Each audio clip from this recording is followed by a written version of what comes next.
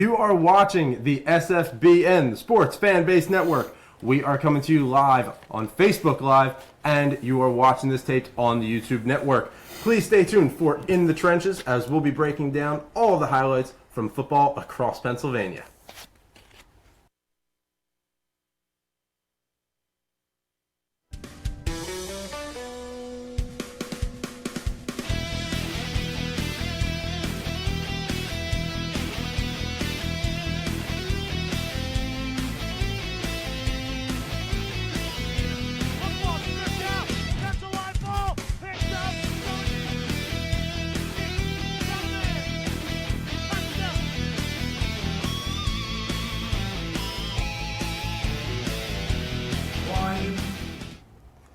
Good evening, SFBN Nation, and welcome to Pennsylvania's only talk show covering the entire state of Pennsylvania's high school football action. I am joined here by my co-hosts, Corey Sharp, Mike Palmer, and I'm Richie Blyweiss. It is so good to have you back on another episode of In the Trenches. Gentlemen, welcome back. Thank you, Rich. We are in week 3 right now, and we want to take a moment really quickly to just address our fans and family and friends and people that are out there on YouTube Nation, on Facebook Live. Thank you so much for watching In the Trenches every week, making our show one of the top-rated shows on the SFBN. So thank you so much. Please continue to like, share, comment, love, and get our show out there. Thank you so much. We want to get into the action, guys. We want to be able to talk, go through some different districts here, but the reason you're all here, let's talk some high school football. I'm going to start off in District 1, and Corey, I'm going to start with you. I want to talk Bensalem Owls, 4-0. We've got a 41-18 win over Abington. Bensalem has not had a winning season since 04. Yeah, it's pretty crazy how long it's been for them. So those kids really aren't accustomed to winning. So we'll see how they do at the end of the year, you know, when things get a lot tighter. So they were 131-1 for a period of time from 2013 to 2015. So the kids that were on the 2015 team, you kind of feel really good for them, you know, because they're finally experiencing some winning. So they came back against Abington. They were down 12-0 at the half and scored 41, outscored them 41-6 in the second half. What really got them going was Keith Parrish, an 84-yard run, and then on the next drive, quarterback Jared O'Connell, a 79-yard run. So that pretty much took the air right out of Abington. Well, you really have to go back to 2004. I mean, we're going back over a decade. They're 6-5. That's the last time that they have a winning season, unfortunately. And it's just been a tough run there, but we've got a new head coach. Yeah, and it's amazing because, I know when I went to Washington my senior year in 2013, our baseball team, we didn't win the division since like 1996. Wow. So when you're on a team that really hasn't done too well and you're trying to make history, it's like you come together even more as a team. So good. They're off to an amazing start this year. We really want to look at them and we want to be positive for them. Yeah. I know that they have a team. It's a lot of heart. It takes a lot of heart just to get up and be able to move through when you're coming off a history like it's that. Pretty surprising too because we covered Abington not too long ago, a couple weeks ago versus Cheltenham. Yeah. They look like a pretty good team. Right. They had a dominant fullback, a good running game. They could throw the ball, a couple athletic receivers. Bensalem, really surprising. And what we were talking about, it's just a huge testament to what them seniors did back in 2015 to really push this program forward. Well, when you go 5-5 last year, you really have to look at a new head coach and say that the tide has shifted. And here. Ed Cubbage has, I think reinvented a winning culture there. Yeah, well, they're off to a great start. Especially in this District 1 huge conference. There are so many teams, and it's really tough to really gain further experience and establish success and recognition too. Exactly. Yeah, I want to move on to another 4-0 team, staying in District 1, CB South. They are another 4-0 team. I don't know. It's tough to say a little more is expected from a team that's 4-0. I don't know if we're saying a little more in terms of the rest of the season, or are we saying we expected more of them going back? But they beat a big rival in CB East. Close game, only winning it by about 9 points on Saturday. Well, CB East, CB South, and CB West, every time those triangle teams play out there in Chaffon, Pennsylvania area, it's always a good game. It's hard to keep track of them, too. Yeah, it's insane. Sometimes you want to say there's a CB North and Northeast, but there's not. However, CB South versus CB East, great rivalry, and CB South goes out there and gets the win, 34-26. I mean, the thing was that CB East had a kickoff return for a touchdown and 2 trick plays for a touchdown.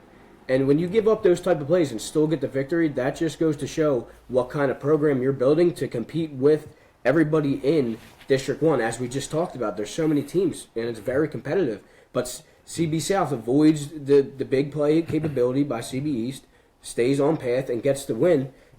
And the thing is, their quarterback, he's 6'7", Jack Johns, had a great game, but he gets injured, and they still win during and surviving throughout all the adversity and every other thing they dealt with that game. However, the thing to highlight here is the next couple weeks. Oh, yeah. When you play good teams back-to-back weeks, sometimes you can't survive those 80-yard kickoff returns, and they have North Penn coming up. Well, let's look at that schedule, because I'm looking here. I made a note here to go beyond North Penn.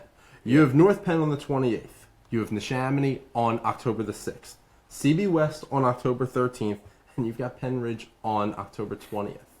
That schedule, it's murderer's row. It really is. You're looking at a team that's 4-0 that very easily come this next month or so could be 4-4, and no one would be surprised by that. I mean, things could get really spooky here before Halloween for CB South. They're playing against really tough competition, and a lot of these teams that are on this list that we just mentioned either had tough losses in the beginning of the year or are struggling to really push themselves to the top, and they played against very good competition because of the respect level they gained. And that's what we've seen in Bensalem. They're starting to play the tougher teams as well. Yeah, Jack Johns, you've got your work cut out for you, my friend. Now, I want to move on to Pennridge, and Corey, you're going to give us a little bit of a breakdown here. This is our SFBN Game of the Week. But, I mean, they absolutely, Pennridge destroys Souderton here 34-3. I'm going to let you get into this. Yeah, they really did. They held Souderton to negative 26 rushing yards. So their defensive line was really coming after them, penetrating the offensive line. And, so they really did a great job on them. Souderton's a little bit down this year, too. Yeah, they are. They got some younger guys. So we did see the highlights there, and Pennridge really. But I think it's safe to say that Pennridge is the real deal. I think Pennridge is for real. Well, and when we're talking about North Penn coming up, we've got a big matchup. Exactly. I mean, we were at the Perkiomen Valley Upper Dublin game, and Perkiomen Valley, played Upper Dublin pretty well. I think they beat them very handily, and Pennridge beat them 29-0. The week prior. So that just goes to show when you're in the 5A, 6A classifications really do make a difference when you have more players and more. Because Perkiomen Valley, their bench didn't really look in depth there. Because when they're warming up, it just does. When you get teams like Bensalem and North Penn, CB South, teams like that, Pennridge, they have a bench. They have guys that can fill in other spots.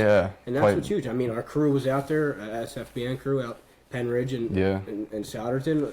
A classic matchup for them two, and Pennridge doesn't surprise anybody, but still remains up top. I think this early in the season, we're really already starting to see these divisions take shape, or these districts, take shape. And then I think I was so impressed by Pennridge's defensive line, how penetration they got. I mean, they have some big dudes up front that really can wreak havoc. For sure. Corey, I'm going to stay with you here. I want to talk District 2 for a second. Scranton. Scranton goes up against a North Pocono team, and it's a shootout. And I don't know that we really expected that to be the case. 42-35. So we're talking a one-touchdown game here. But Scranton really starts off big. And we've got North Pocono that's coming back, but we start off 19-0 at the end of the first quarter. Yeah, I mean, it was an up-and-down game for sure.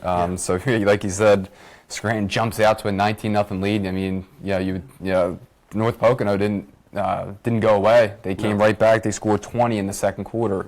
Unfortunately, they allowed another touchdown, so it was 27-20 at half. But I mean, hey, that's a two-point conversion. Don't forget. Yeah, right. Sure, right. Yep. But 27-20 at the half. I mean, I would consider that a win, being down 19-0 at the end of the first.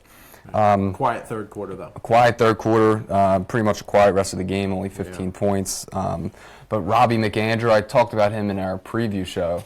the first week that it was going to be his team. He threw 3 touchdowns because he was splitting time last year. So I said the fact that it's his team now, maybe that would help him, deeper in games. You know what I mean? So do you see North Pocono as a team that really could be making some noise as we go through these next couple of months? I would say so. Scranton's undefeated. We promised our fans that we would highlight District 2, but we said we would maybe stay away from District 2. But District 2 is looking a little competitive now, and North Pocono just took a loss, and Berwick is 4-0 right now. And they're District 2 as well. And Wyoming Valley West, another team we cover in District 2, doesn't look too good right now. So it's going to be Berwick and North Pocono and other teams is Scranton.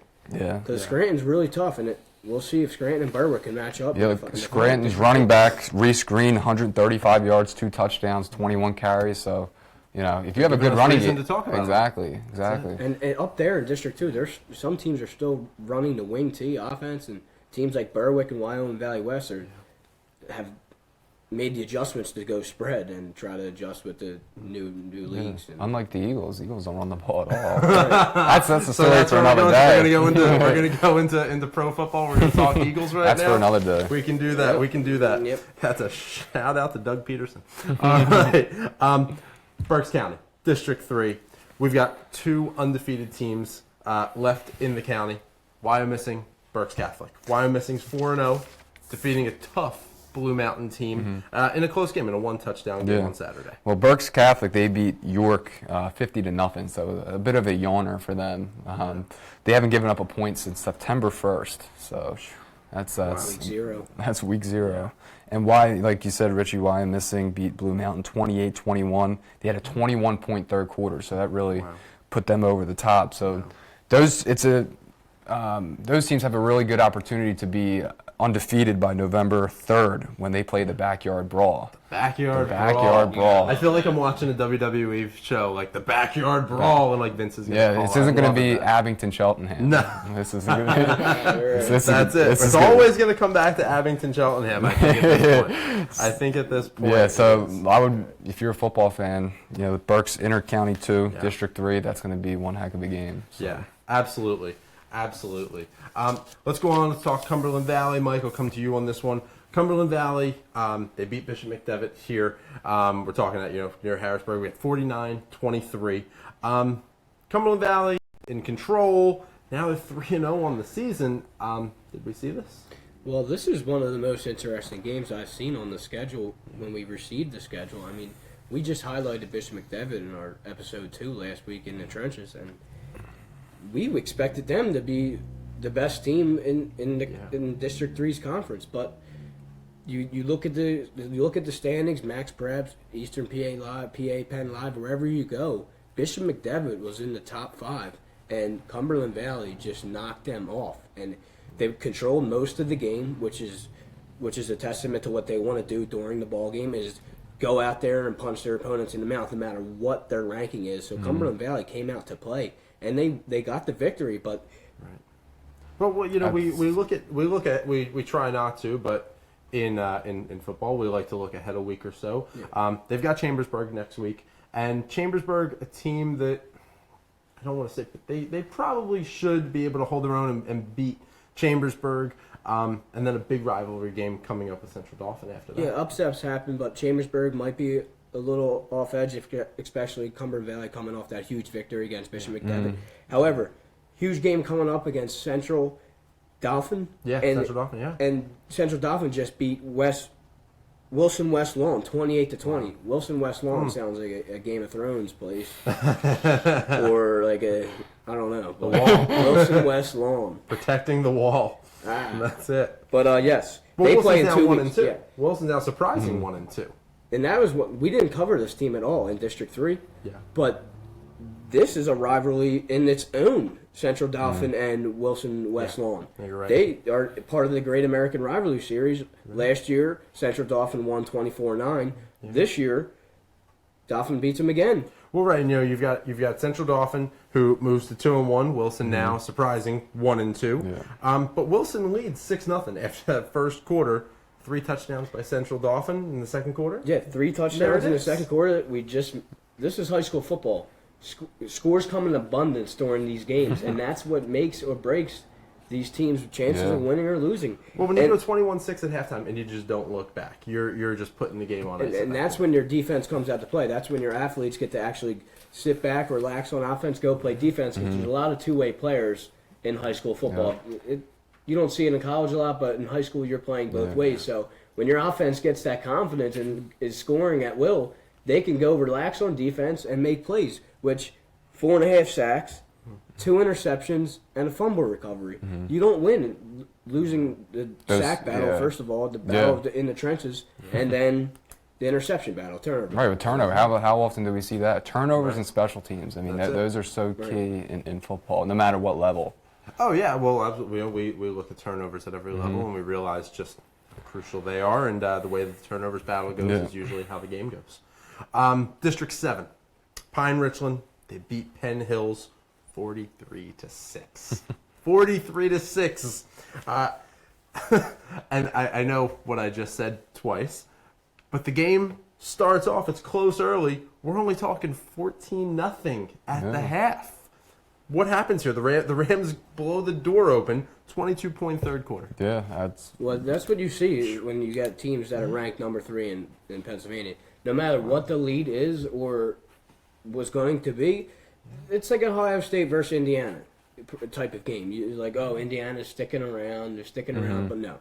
Ohio State had the game fully controlled. They wound up blowing out Indiana after a 14-0 lead. When you're that good of a team, no matter what lead you have, the team just at that level just has no chance of coming back. So watch out for Pine Richland in District 7. Now ranked 3rd in the state, probably just replaced Bishop McDevitt Harrisburg for 3rd. So watch out for Pine Richland. Well, and I think that's my question for you. And, I know, Mike, you were covering this. Corey, you feel free to weigh in, too. But Pine Richland, we say, they're ranked number 3. The question is, are they, at this point, a serious state title contender? Well, once again, these districts and how many teams there are, District 7 was not very much of our highlighted segment when we previewed the whole state. Sure. But when you get teams like that put impressive wins over decent teams, then you can't just say they're not, especially the recognition they deserve by getting number 3 in the state. That's a pretty huge. Yeah. If you're number 3 in the state, you guys get a shot at anybody. Right. You have to be considered in there. I want to go to District 11 again, not again. I want to go Mike again with District 11, Parkland. I don't know a better word than just cruising past them. 42-7. Trojans are now 4-0. Out now. I don't know if you saw this stat that came through the wire. They have outscored opponents in the last 4 wins, 145-20. 20. I mean, that's what District 11 gives to you down in Allentown up there. Yeah. Parkland has been established as the premier program within that area. You got Parkland, Easton's kind of on the downslope, and Parkland comes out again here, beats Easton 42-7. This is one of those matchups, kind of like Souderton, Pennridge, where it's not a big rivalry, but they play each other hard every year. Yeah. Well, and now next week we look at Freedom, and they lose to Easton 13-10. So I think it's safe to say this is an easy Parkland win. Yeah. So after that, they'll go into another in-town rival, not too far away. Parkland and Whitehall have always been butting heads since the beginning of the Allentown Barrow. And Whitehall's number 16 in the state right now. Exactly. Whitehall has produced multiple athletic players, great players. One of my roommate, Tyler Cruz, he was a great defensive back for King's College. And don't forget about Saquon Barkley. I mean, they just produce players that know how to play. They play hard. That's the thing. Yeah. No matter what Saquon Barkley does, he plays hard. And obviously you could see that for Penn State. But back to high school, Parkland against Whitehall, that's a matchup to watch after they beat the team that you just described. Freedom. Yeah, Freedom. I'm sure they're not going to be saying that. They're not going to be so free after that. They will beat Freedom. They will beat Freedom, and then after Whitehall, do not forget about Bethlehem Catholic. I mean, they were on our radar, like top, and then they fell short last week. And now in a couple weeks, a lot of big games are coming up in a couple weeks. We've seen a couple, but Parkland and Bethlehem is in a couple weeks, and now Parkland's number 7 in the state. So. Well, and that's it. And, Parkland number 7, but they do have a couple of tough matchups. Just to reiterate what you said, they have Whitehall on September the 29th, Whitehall number 16 in the state, and then you have Bethlehem Catholic on October the 6th, that very next week. They're number 11 in the state. Yeah. You certainly have no time to breathe in your matchups and in your planning for that. You're just moving right from one tough competitor to another, and we've just seen high school programs that have just been taken down. That's how it works in these huge districts because you see the District 7, we highlight one game and it's a blowout. District 2, not too many good games, teams running away with it. But when you get in deep to these districts that we're worrying about and concerned because this is big-time football, that's what happens. It's a week-by-week league here. So yeah, and I think you mentioned Barkley before, Heisman candidate. Whitehall is the alma mater of them. Yes. Just a quick little plug right there for Penn State star running back. District 12, Ryan, Judge, Mike, you were there taking this in, and beautiful article on the SFBN. Make sure you check it out after you're done watching this video. Make sure you go and check out Mike's article on the SFBN. Are you sure you want to go to District 12 right now? Well, it's in my notes. I kind of have to. I feel like Ari Bluesting's going to be really upset with us if we don't go there. Please give me the okay. Hey, should we give him the okay? Well, I'm gonna give you. I don't have a choice. Archbishop Ryan. Oh, jeez, he's getting up. It's never good when he's getting up. Takes down.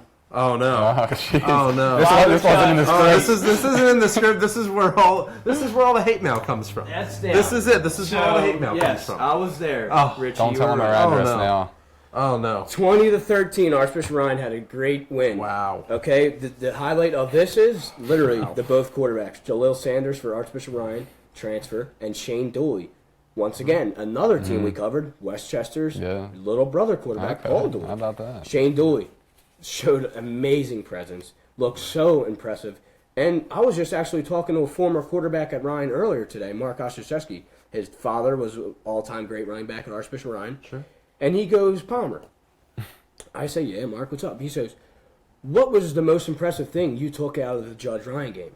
And I thought for myself for a little bit, Jalil Sanders running around, because that's all Ryan was successful doing. Some PA bootlegs were completed, but most of the game he was calling hut and running. And that's what you see nowadays. But however, I answered and I admit it. Ryan Judge, huge rivalry. I love both teams now. Back in the day, you know who I loved. But Shane Dooley was the most impressive kid out there on the field.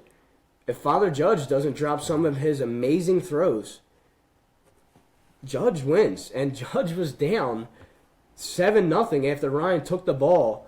Literally, the time of possession was like even, but few moments of the games it was like this because Ryan took the ball. First possession of the game went all the way for a 10-minute drive. Well, and so often we see who controls the clock, controls the scoreboard. Yeah. So, on that following possession... It's my Chip Kelly note of the day. Don't tell him that. It's my Chip Kelly note. He who controls the clock controls the scoreboard. And on the following possession, Judge, long snap, over the head, Ryan gets it in perfect field position, 13-0 Ryan. And if you're a Ryan fan, you're thinking, we have a lead. Your heart starts to drop. Your heart starts to race, and that's exactly what we had here on Friday night, man. Great atmosphere. Wow. It proved a great game. Judge came back a little bit, had Dooley throwing the rock around. I mean, it was good to be back and watch some great Friday night football. I'm glad for you. Ryan came on top, and we'll have to find a replacement banner until Judge can... Well, suddenly I have a job for Mike for during our off week here. Make sure that you, before next show, get some kind of a banner to hang up there. Watch out for the Dooley brothers, too. I mean, exactly. His older brother better hope he doesn't go to Westchester. And that's it. Shane's only a junior, and Paul is only a sophomore at Westchester. So look ahead. You'll be hearing the Dooley's names for a while. They're great quarterbacks. Shout out to Jalil Sanders. He had a great game. And Judge versus Ryan, round of applause. Awesome. Dooley, a guy to watch out for on the next level? Yes, sir. Absolutely. Wow. All right. Now, I have to give a quick shout out to one of our SFBN colleagues. Caitlin D. has a great article on the SFBN website. St. Joe's Prep beats Wood 27-7. Are they a top team in the PCL? St. Joe's Prep is maybe the best team in Pennsylvania. I mean, they just proved it this week against Archbishop. That's quite a statement right there. Yes. 17 first half points for St. Joe's Prep, and that's what wins them the ball game. The only thing that I heard that really affected this game was a clipping penalty. 10-7, St. Joe's Prep is winning. Yeah. Archbishop Wood takes a slant route to the house. A guy tries to block him, gets the clip called. That momentum changes against those intense rivalry games. Different districts, but you know that these teams are playing because everybody's been talking about lately. Have Prep and Wood play. Well, and I'm going to go off of your words here, and I hope you're okay with this, but I'm going to go off of your words. If St. Joe's Prep is a top team in the state, is Wood that good of a team that we're only seeing a 20-point differential at the end on the scoreboard? Exactly. I mean, St. Joe's Prep, we mentioned this before on the show, they lose DeAndre Swift, but they did not lose a step.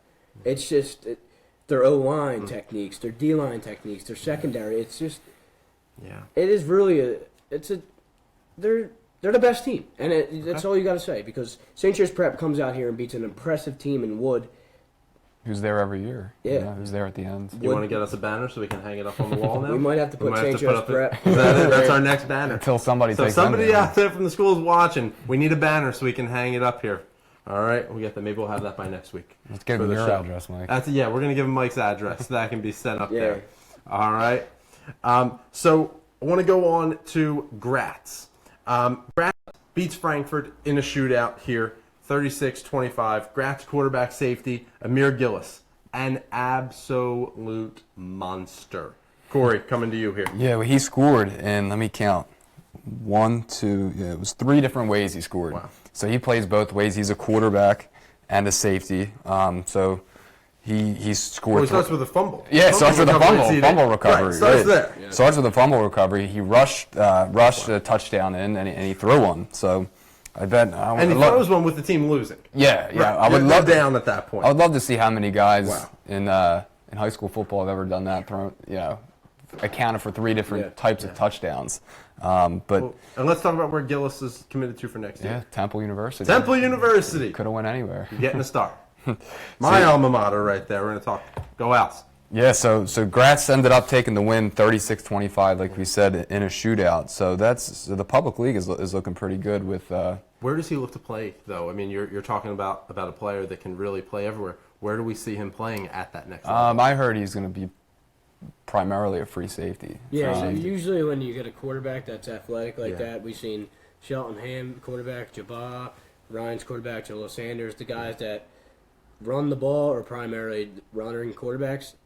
They don't stick as quarterbacks. When you go to college, you're more of an athlete. You can still be the backup quarterback and throw in the many options, wildcats, stuff like that, but primarily, we're going to see this kid as a safety or receiver. Now, I do want to ask one more question on this Gratz and Frankford topic. I know Frankford takes the loss here, and again, we said it's a shootout. They only lose by a little bit. We got 9-point differential here. Public League playoff picture. Are they a contender? Is Frankford a contender? Yeah, well, the public league is pretty top-heavy. You got 4 teams. You have Imhotep, Gratz, Northeast, and Frankford, which we'll get to Northeast in a second, but. I think you're going to see those teams. Probably, I would say Imhotep has the upper leg, but so I think it can go to any one of these teams. Yeah, well, and you just mentioned Northeast. Now, this is a bit of a weird score here, but Neumann-Goretti beats Northeast. Yeah, I'm just going to let you go right into this one. This was a football game. They did beat them 8-7. 8-7. That's a baseball score, right there. Yeah, that's a baseball score. Yeah, wow. It was pretty crazy because. Neumann-Goretti had a game scheduled against Germantown Academy, and Germantown Academy just canceled on the middle of the week. Do we have a reason why, GA? I do not know. We don't have a reason? No, undisclosed, I guess. We're waiting, GA. We're waiting. But, so Neumann-Goretti had to schedule a game, and Northeast head coach Phil Gormley took the challenge. Well, and when you schedule a game on short notice, that always puts a little bit of concern because you really don't know what you're getting yourself into, and you're really you're setting up essentially a formalized scrimmage. Almost. Right. Well, this isn't baseball where you can kind of just play a team that night if you had to. And what happens if on one of these scrimmages, we never like seeing players get hurt. Right. But in one of these scrimmages that really is just that, it's just a scrimmage. And you lose a top player potentially. The thing is, these two teams really need to prove themselves within their own right within these divisions. Neumann-Goretti has never been looked upon as a football program without in recent years. Basketball, baseball, very fine programs. However, the first time I was discussing trying to get all these teams' information together, Neumann-Goretti's team was thrown out there. And I heard they have a lot of transfers, and they're looking to really have the three-sport program in baseball, football, and basketball. And a lot of teams do that. Florida University, Louisville's great in three sports. Yeah. And you just Neumann takes a very tough competition in Northeast. Northeast is top 5 best in the public league, as Corey just mentioned. And 2 teams that really want to prove themselves take the games right away. And that I respect both of them. Yeah, I was just going to say, you have to give both of those teams credit for... That was going to be my next question here. Do we see Neumann-Goretti, do we see Northeast really making a push for something substantial come the season's end? Maybe not this year, but in the years ahead, who do you think really has that edge at this point? Do we have any idea? Probably Neumann-Goretti would need a little bit more time to, gather a culture there. Yeah, because Newman's toughest hump right now is Archbishop Wood. Northeast can really fall back on the wins against Washington, Frankford, Fells, but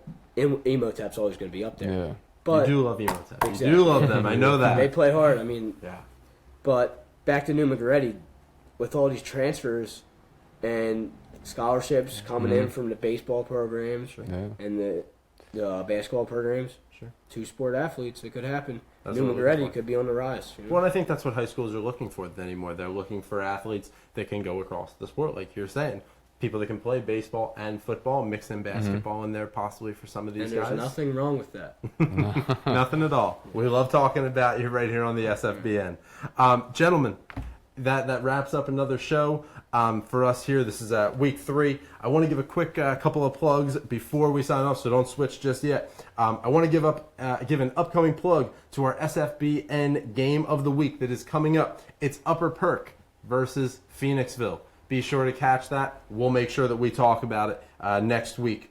Again, please like, share, love, comment, post about this episode of On the Trenches. Make sure that you find us on Facebook and social media, Twitter. Find us out there. We will be back here next and every Monday during the high school football season right here on Facebook Live, and you'll absolutely be able to watch our videos on YouTube as well. We'll be providing you all the coverage that you need for Pennsylvania high school football. Analysis, prediction, recaps. We've got it all for you on In the Trenches. In the meantime, before next Monday's show, and we know you'll be here for it, be sure to go to our website. That's www.thesfbn.com. Check out all of the high school sports information that you'll need, including our broadcast schedule that's coming up for this week ahead of us. We've got a lot of games, and we're sending a lot of cast and crew out to them so that we can make sure to have the best coverage for you right here on the SFBN. Well, gentlemen, I thank you both again for another great week. For Corey Sharp, for Mike Palmer, I'm Richie Blyways, reminding you, stay classy and be good to each other, and we'll see you next week here on In the Trenches.